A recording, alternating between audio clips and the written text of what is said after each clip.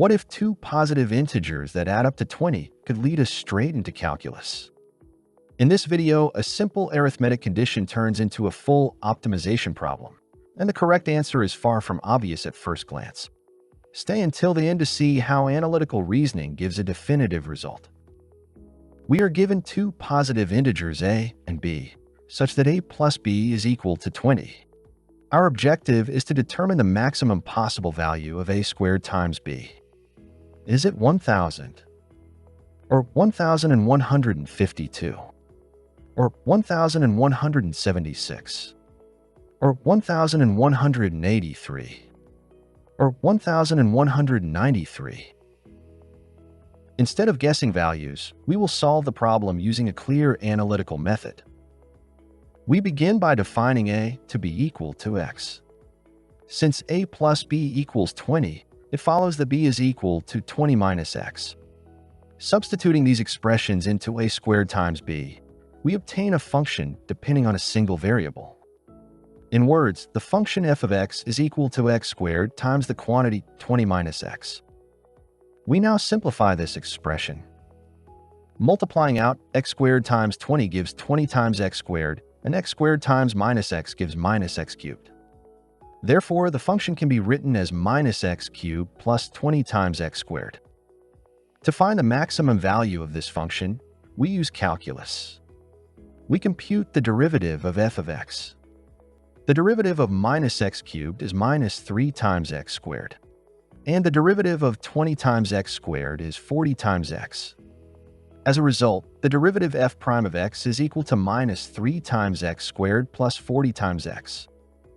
Next, we determine where the derivative is equal to 0. We solve the equation f prime of x equal to 0, which gives minus 3 times x squared plus 40 times x equal to 0. Factoring this expression, we obtain x times the quantity minus 3 times x plus 40 equal to 0. This equation has two solutions, x equal to 0 and x equal to 40 divided by 3. The value x equal to 0 is excluded because a must be a positive integer. The value 40 divided by 3 is approximately 13.33, which indicates where the maximum occurs in the continuous setting.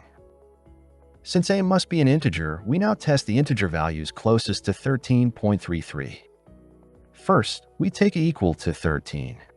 In this case, b is equal to 7, and a squared times b is equal to 13 squared times 7, which gives 1,183. Next, we take a equal to 14.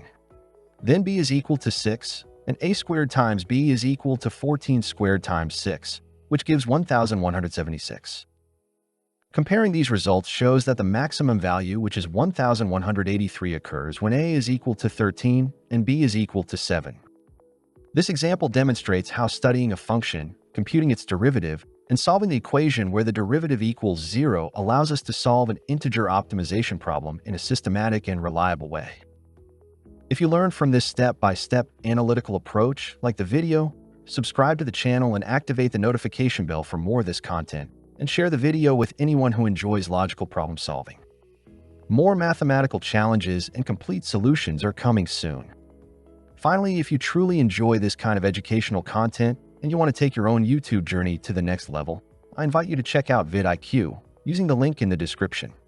vidIQ is an all-in-one solution designed specifically for YouTube creators.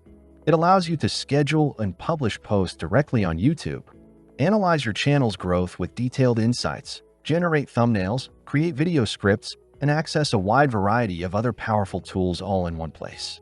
If you want to support this channel while also boosting your own YouTube performance, getting a subscription to vidIQ is one of the best ways to do it. Just click the link in the description, explore what it can do for you, and start improving your content today.